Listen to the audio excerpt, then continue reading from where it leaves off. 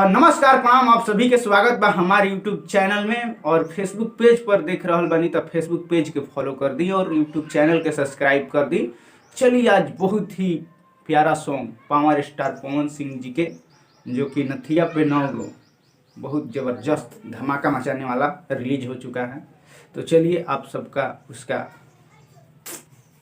Blog बनाते हैं। चलिए पहले हम लेडीज़ वाला मैटर सुनाते हैं, उसके बाद जेंट्स वाला सुनाएंगे। और वीडियो में बने रहिए और चैनल को सब्सक्राइब करिए, फेसबुक पेज को फॉलो करिए और वीडियो को शेयर करिए, गर्दा मचाइए, कमेंट करिए। जय।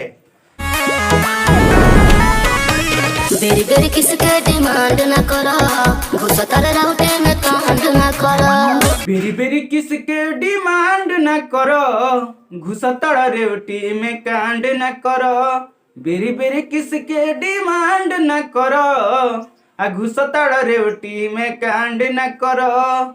बेरी बेरी किसके डिमांड न करो, घुसतर राउटे में कांड न करो। सांझे से फायरिंग करे जा और करब कगो। सांझे से फायरिंग करे जा और करब कगो। उसके बाद पावर स्टार पवन सिंह का आवाज है। अरे छागल पर 6 गो या नथिया पर 9 गो, छुई कोनो घघरी त गोली चली 100 गो।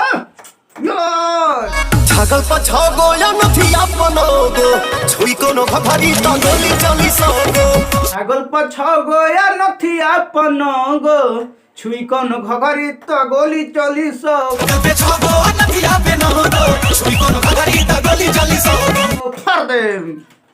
तो चलिए और आगे मजा लेते हैं।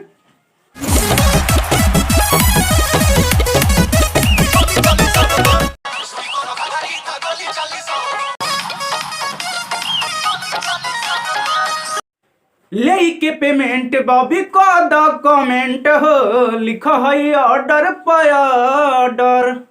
ले के पेमेंट बॉबी कर द कमेंट हो, लिखा है ऑर्डर पे ऑर्डर।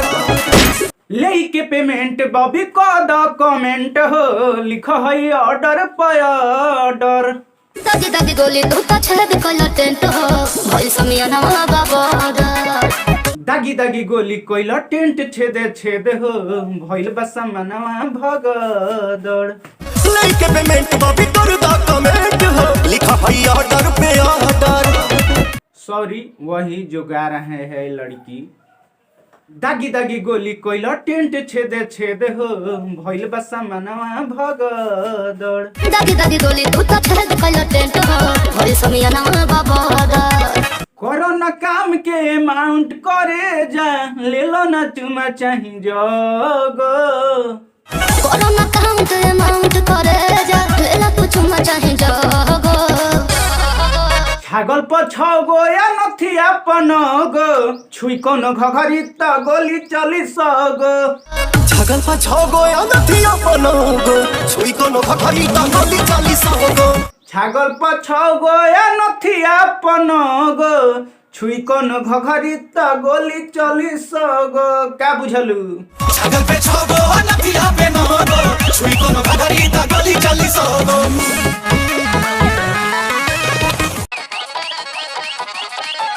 सुधा कर सूदी पवा के खुश क के मन हो, ले लो यारा के सारा धन हो। सुधा कर सुदी पवा के खुश क के मन हो, लयारा के सारा धन हो। दया निधिया मुररिया के खुश क के मन हो, ले लो अगर संडा के धन हो। नाचे के मन अब न करे पवन हो, अब हम जाए तो भवन हो।